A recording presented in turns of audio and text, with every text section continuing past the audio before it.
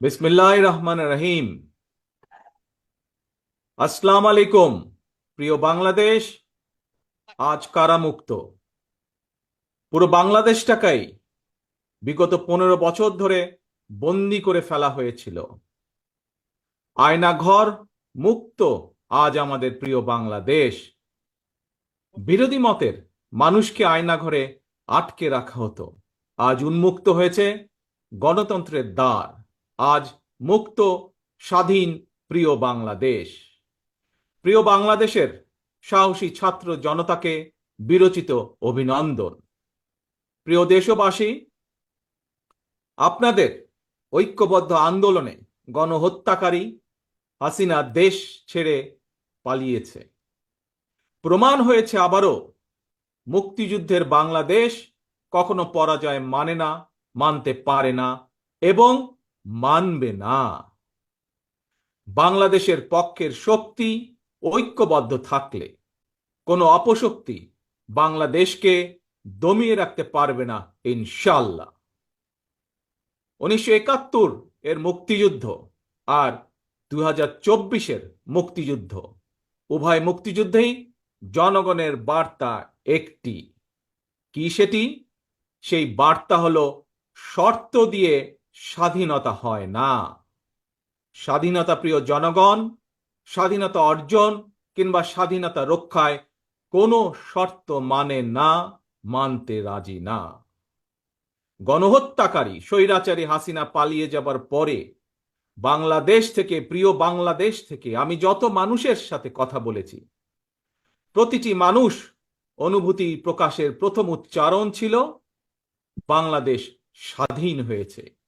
স্বাধীন বাংলাদেশ থেকে বলছি।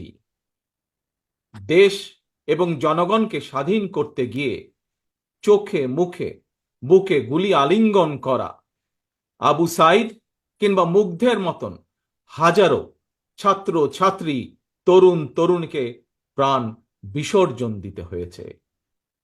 আহত হয়েছেন অসংখ্য, অগণিত মানুষ।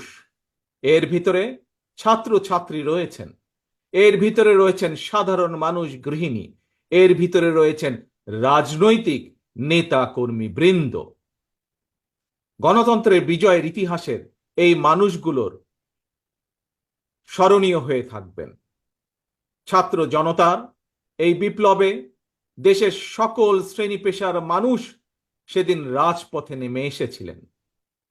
গণতন্ত্রের পক্ষের রাজনৈতিক দলের নেতাকর্মীদের পাশাপাশি একজন মা যেমন তার সন্তানকে কোলে নিয়ে সেদিন রাজপথে সামিল হয়েছিলেন, একইভাবে শিক্ষক, সাংবাদিক, বুদ্ধিজীবী, সাংস্কৃতিক কর্মী, শ্রমিক সহ সকল শ্রেণী পেশার মানুষ সেদিন রাজপথে নেমে এসেছিলেন।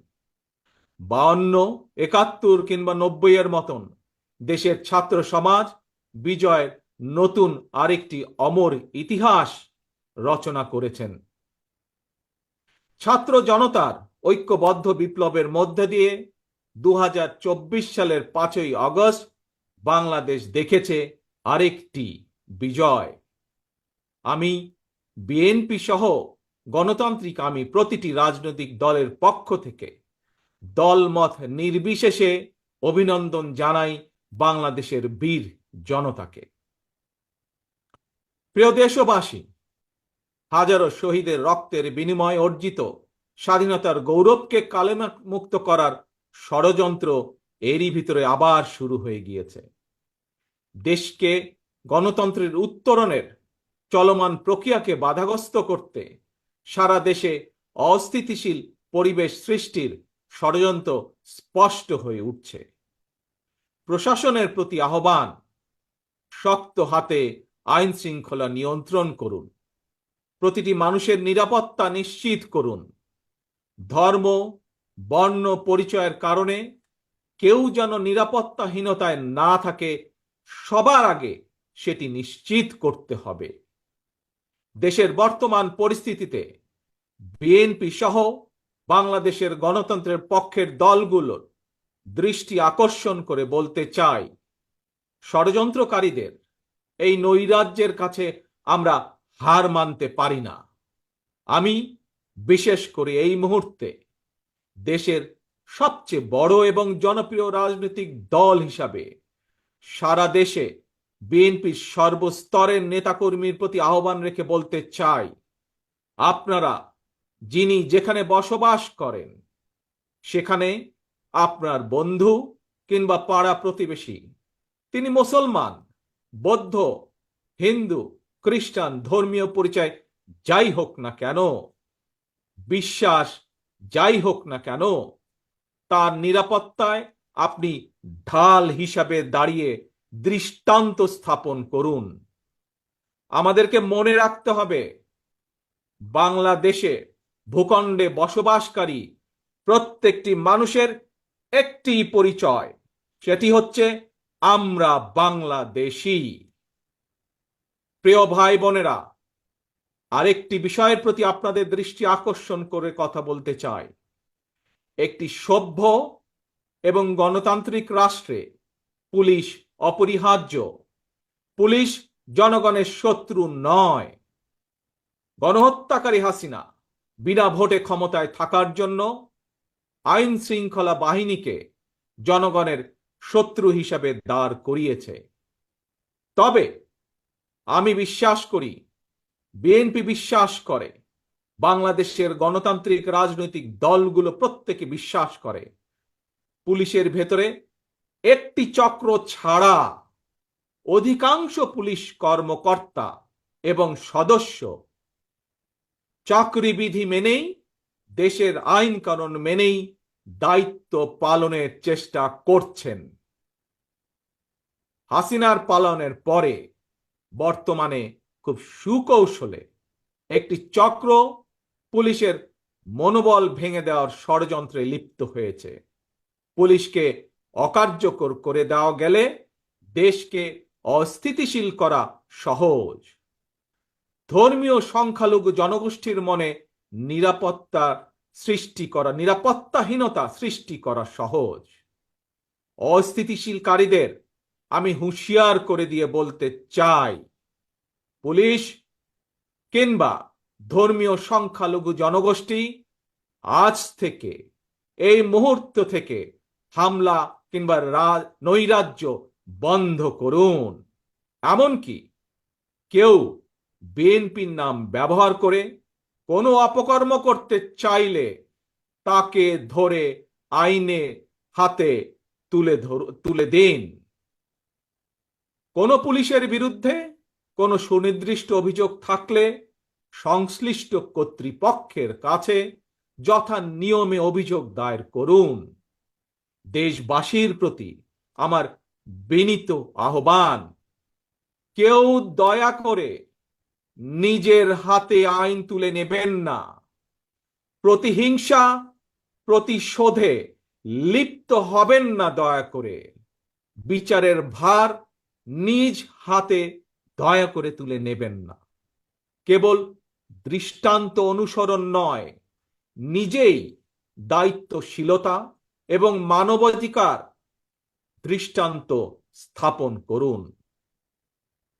প্রিয় ভাই বোনেরা, অতীত সমালোচনা কিংবা নৈরাজ্যের বদলে নৈরাজ্য কোনো সমাধান হতে পারে না, বরং বিশ্বের সঙ্গে তাল মিলিয়ে আমাদেরকে এগিয়ে যেতে হবে। শাসন প্রশাসনকে সময়োপযোগী করে গড়ে তোলা এখন সবচাইতে গুরুত্বপূর্ণ সময়ের দাবি। জ্ঞানভিত্তিক রাষ্ট্র সমাজ নির্মাণের লক্ষ্যে নিয়োগ কিংবা প্রমোশনে মেধার সর্বোচ্চ অগ্রাধিকার থাকতে হবে।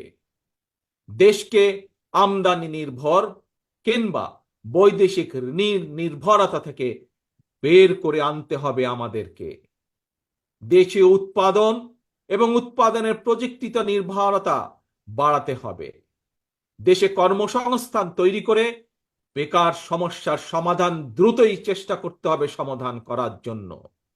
গার্মেন্টস, শ্রম, ঔষধ, আউটসোর্সিং সহ সম্ভাবনায় খাতগুলোকে নিয়ে রফতানির বাজারের আওতা আমাদেরকে যে কোনো মূল্যে বাড়াতে হবে। প্রযুক্তি নির্ভর এবং কর্মমুখী শিক্ষা ব্যবস্থা চালু করে দেশে বিদেশে শ্রমবাজারের প্রতিযোগিতায় টিকে থাকার মতো দক্ষ এবং মেধাবী প্রজন্ম গড়ে তুলতে হবে। স্বাস্থ্য চিকিৎসা ব্যবস্থাকে আধুনিক এবং বাস্তবসম্মত করার লক্ষ্যে প্রাথমিক স্বাস্থ্য সুরক্ষা নীতির উপরে অবশ্যই গুরুত্ব দিতে হবে। সবার জন্য সুবিচার নিশ্চিত করতে আইনের শাসন নিশ্চিত করা অবশ্যই প্রয়োজন এবং নিশ্চিত করা হবে। প্রিয় ভাই বোনেরা, দেশে কিংবা প্রবাসে এমন অনেক বাংলাদেশী রয়েছেন যারা জ্ঞানে বিজ্ঞানে অভিজ্ঞতায় সমৃদ্ধ। প্রচলিত রাজনৈতিক ব্যবস্থায় বিজ্ঞদের এরকম অনেকেই সংশ্লিষ্ট হতে চান না। সুতরাং এইসব গুণী মানুষদেরকে রাষ্ট্র পরিচালনায় ও নীতি প্রণয়নে অন্তর্ভুক্ত করতে জাতীয় সংসদে উচ্চ কক্ষ চালু করার প্রস্তাব বাংলাদেশ জাতীয়তাবাদী দল রেখেছে। এরই ভিতরে রাজনৈতিক এবং রাষ্ট্র পরিচালনায় গুণগত পরিবর্তন আনতে না পারলে আমাদের আজকের এই বিপ্লব কাঙ্ক্ষিত ফল মিলবে না। প্রিয় ভাই বোনেরা, 12.5 কোটি ভোটারের অধিকার কেড়ে নিয়েছিল স্বৈরাচার। গত 15-16 বছর ধরে জনগণের উপরে স্বৈরা শাসন চাপিয়ে দিয়েছিল। স্বৈরাচার গণহত্যাকারী হাসিনার পতনের মধ্যে দিয়ে হাজারো শহীদের রক্ত রঞ্জিত বিপ্লবের প্রথম ধাপ সফল হয়েছে মাত্র। ছাত্র জনতার এই রক্ত ঝরা বিপ্লবের চূড়ান্ত লক্ষ্য একটি বৈষম্যহীন গণতান্ত্রিক বাংলাদেশ। তাই বিপ্লবের লক্ষ্য বাস্তবায়নে দ্রুততম সময়ের মধ্যে জাতীয় নির্বাচন অনুষ্ঠান করতে হবে।